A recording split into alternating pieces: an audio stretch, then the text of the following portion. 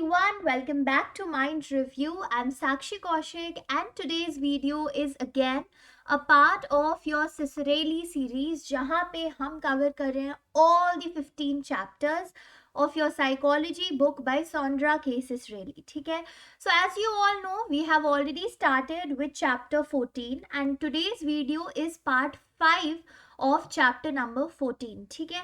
तो अगर आपने सिसरेली सीरीज से रिलेटेड कोई भी अभी तक की वीडियो मिस कर दी है, you can simply go to the playlist section of the channel.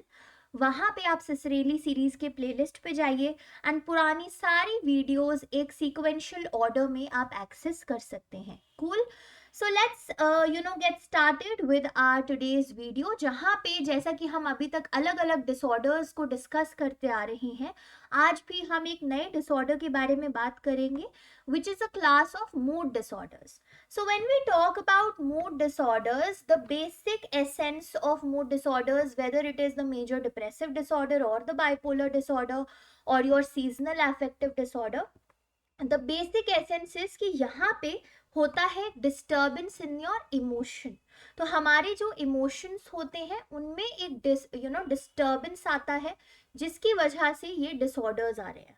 So let's dive straight into mood disorders one by one. So we'll start with your major depressive disorders. Major depressive disorder में क्या होता है, ये कुछ criterias हैं, कुछ symptoms हैं जो आते हैं, जो देखे जाते हैं उन लोगों में, those who are diagnosed with major depressive disorder और MDD. So the person is depressed for most of every day. तो ज्यादातर टाइम दिन के और ज्यादातर समय तक जो पर्सन है वो एक डिप्रेस्ड स्टेट में जो है रहते हैं. Okay, they take little or no pleasure in any activity. Also, जिन एक्टिविटीज में उनको पहले प्लेजर आता था, अच्छा लगता था, अब वो प्लेजर भी नहीं आ रहा है. They are not feeling very nice doing any kind of activity. They might also have trouble sleeping, कि या तो बिल्कुल भी नींद नहीं आ रही है या बहुत ज़्यादा एक्सेस अमाउंट में नींद आ रही है, which is not refreshing also. Then there are changes in appetite, whether either they would be eating very little or they might be eating a lot of food. There are significant weight changes, तो या तो weight put on हो रहा है या weight lose हो रहा है without actually wanting to do that. तो उस रीजन की वजह से ऐसा नहीं है कि you are targeting weight loss and then that is happening. No, you are not even targeting that. And other psychological symptoms की अगर हम बात करें तो वहाँ पे क्या आएगा, एक्सेसिव गिल्ट की फीलिंग आती है इंडिविजुअल में, and the person feels as if they are worthless, they do not deserve any kind of affection, any kind of good things that are coming their way. They also, as a result of all of these things, have trouble in concentrating in their everyday task, in their day-to-day activities, जिनकी वजह से क्या है, एक significant impact पड़ेगा उनकी day-to-day activities में. And then they might also have thoughts of self-harm, death और to an extreme end suicide. ठीक है, तो ये कुछ हमारे क्राइटेरियाज होते हैं. Once again, as I say in every video that is related to the disorders, दो चीज़ें मैं आप लोगों को कहती हूँ. एक चीज़ तो ये है कि कभी भी इनके बारे में सुन के अपने आप को या अपने किसी रिलेटिव को या फ्रेंड को सेल्फ डायग्नोस नहीं करना है. ठीक है, इफ़ यू फील दैट हाँ ऐसे काफ़ी सिम्टम्स आप खुद में देख रहे हो या अपने किसी लव्ड वन में देख रहे हो, then refer them to some mental health professional. आगे का काम they will do it, they will diagnose it, but it's not your work to diagnose and give the treatment. Cool. And the second thing that I say is कि सिर्फ एक video या एक slide देखने से आपको किसी भी डिसऑर्डर की इन डेप्थ जानकारी मिलना इम्पॉसिबल काइंड ऑफ टास्क है. You have to read up case studies from Google, ताकि आपको थोड़ा बेटर समझ आए कि ये जो सिम्टम्स हम पढ़ रहे हैं ये एक्चुअली कैसे एक्सप्रेस होते हैं. ठीक है, अलग अलग जो पेशेंट्स आते हैं वो अलग अलग काइंड ऑफ सिम्टम्स और उनके अलग अलग काइंड ऑफ रिप्रेजेंटेशंस लेके आते हैं. Okay, then you might also feel free to watch other YouTube videos. वहाँ पे क्या है, काइंड ऑफ रोल प्ले दिखाया जाता है. रोल प्ले एज इन कि there is a patient who is having this major depressive disorder and there is a therapist who is trying to work with that patient. So you can also have a look at those YouTube videos that have role plays. They will also be very beneficial for you. You can also read up your DSM or your ICDs for a better understanding of these disorders. What is my work over here? It is to give you a direction कि ये कर लो. अब करने का काम आपके ऊपर है.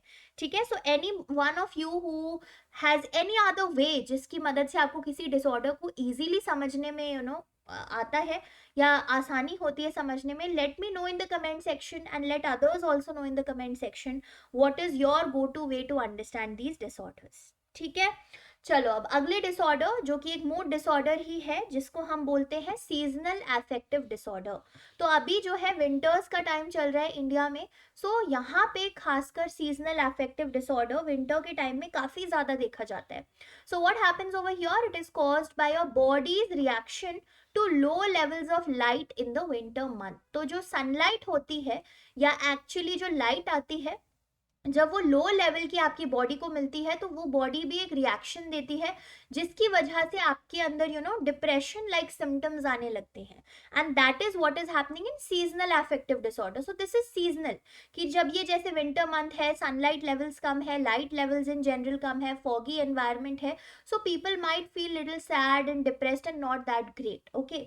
But as soon as we'll enter the spring और summer season when there is enough light and sunlight, then the symptoms would fade away gradually। ठीक है, चलो the next kind of mood disorder is your bipolar disorder.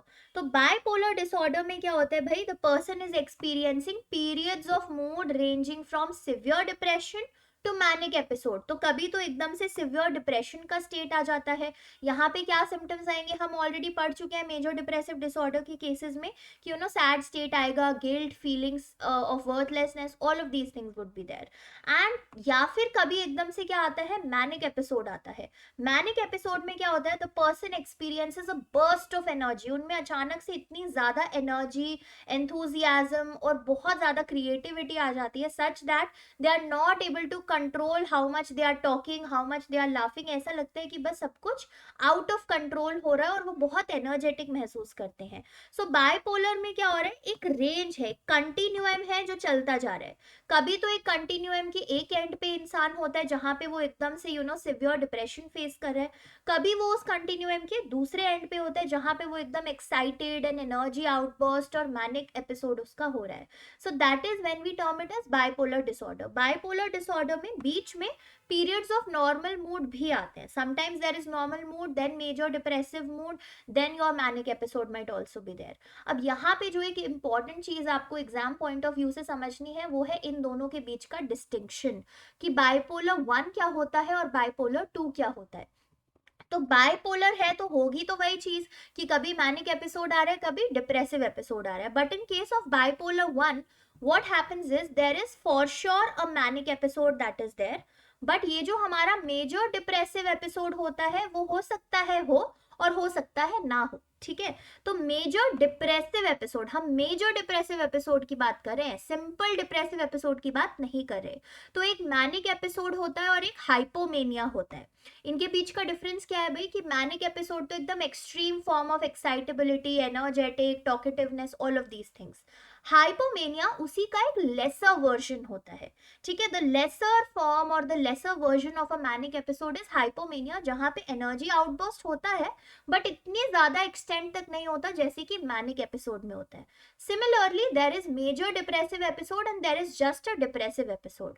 तो major depressive episode क्या हो जाएगा, जो हमने सिम्टम्स पढ़े थे कि एकदम extreme sadness, guilt, worthlessness, all of these things. But simply a depressive episode would be feeling low, not feeling that energetic as in case of manic episode. तो बाइपोलर 1 डिसऑर्डर में क्या होता है कि आपका फुल ब्लोन मैनिक एपिसोड तो होगा ही होगा फॉर श्योर, बट आपका जो मेजर डिप्रेसिव एपिसोड है वो हो भी सकता है और नहीं भी हो सकता, depending upon case to case. Then when we talk about your bipolar 2, तो बाइपोलर 2 में फॉर श्योर क्या होगा, हाइपोमेनिया होगा। तो यहाँ पे फुल ब्लोन मैनिक एपिसोड नहीं होता बट हाइपोमेनिया होता है, यानी कि मैनिक एपिसोड का एक lesser version. And then there is for sure a major depressive episode that is present. तो यहाँ पे ये दोनों चीजें फॉर श्योर प्रेजेंट है, आपका हाइपोमेनिया भी होगा और आपका मेजर डिप्रेसिव एपिसोड यानी कि एमडीडी भी होगा। Okay, so these are the bipolar disorder categories. और आपको हमेशा याद रखना है bipolar 1 और bipolar 2 के बीच का difference. Now you can make any kind of a chit and you can stick it in front of your study table or on your bed or on your almirah or wherever you visit very frequently every day at your house, or maybe you can put it in some notes section of your mobile phone, anywhere, but please try to remember this. तो ये थे कुछ आपके mood disorders जो हमको discuss करने थे. अब फटाफट एक आखिरी चीज आज की वीडियो में हम पढ़ लेते हैं जो कि है causes of mood disorders, probability क्या है. ठीक है, तो अगेन अलग अलग स्कूल ऑफ थॉट्स ने अपने खुद के एक्सप्लेनेशंस दिए हैं. जैसे कि जो आपका बिहेवियरिस्ट स्कूल ऑफ थॉट है, उन्होंने क्या बोला कि भाई जो हमारे मूड डिसऑर्डर्स होते हैं they are a result of learned helplessness. So if you remember, I will not be repeating that experiment again, but I'm just trying to link things up for you. So if you remember, when we were talking about the behaviorism school of thought, when we were talking about learned helplessness, जो किसने दिया था, Martin Seligman ने. And learned helplessness के through उन्होंने क्या explain किया था, डिप्रेसिव डिसऑर्डर एक्सप्लेन किया था, है ना. एक्सपेरिमेंट किया था डॉग्स का, दैट अगर उनको एक बार, चलो I will not get deeper into the experiment, you can watch the previous videos of this series to know about that. But behaviourist ने क्या बोला कि भाई ये जो डिसऑर्डर्स हैं जो मूड के, इमोशंस के होते हैं, वो लर्नड हेल्पलेसनेस की वजह से होता है, क्योंकि हमने वो चीज लर्न कर ली है. हमने लर्न कर लिया है हेल्पलेस होना, not being able to do anything about our mood and about our emotion, so we are feeling this way. फिर जो आपके सोशल कॉग्निटिव थ्योरिस्ट होते हैं, उन्होंने क्या बोला कि जो हमारी डिस्टॉर्टेड थिंकिंग होती है, यानी कि जो इलॉजिकल थिंकिंग, इरैशनल थिंकिंग होती है, उसकी वजह से ये मूड डिसऑर्डर्स हो जाते हैं. And finally, your biological school of thought or your biological perspective says कि because of irregularities in our neurotransmitters, maybe some neurotransmitter is very high, maybe some neurotransmitter is very low in its quantity. That is the reason why there are changes in our mood and they result in mood disorders. ठीक है, अब काफी लोग ये सोचते हैं कि फिर कौन सा सही रीजन है, क्या बिहेवियरिस्ट सही कह रहे हैं या बायोलॉजिस्ट सही कह रहे हैं या सोशल कॉग्निटिव थ्योरिस्ट सही कह रहे हैं. So see, there is no one person whom we can pinpoint and say that okay, this is the right thing. We use all of these etiological factors in combination. तो behaviourist का भी हम use करते हैं explanation to explain why somebody might be having a mood disorder, whether it's major depressive disorder or seasonal affective disorder or your bipolar disorders. We also use explanations of irregularities in neurotransmitters. फिर distorted thinking, distorted behavior की भी explanations आ जाती हैं. So we are actually using a holistic approach to explain the causes or the etiology of any disorder in general, not just mood disorders. Cool? चलो, so let's keep our video till here. आज हमने सारी बातें पढ़ी है किसके बारे में, मूड डिसऑर्डर्स के बारे में. And hopefully you guys have a good understanding now of what mood disorders actually are. If so, then please make sure that you do all of these three things. Subscribe to the channel of Mind Review, like this video, and please share it with your psychology mates ताकि उनको भी पता लग सके कि सिसरेली series mind review के YouTube channel पे चल रही है.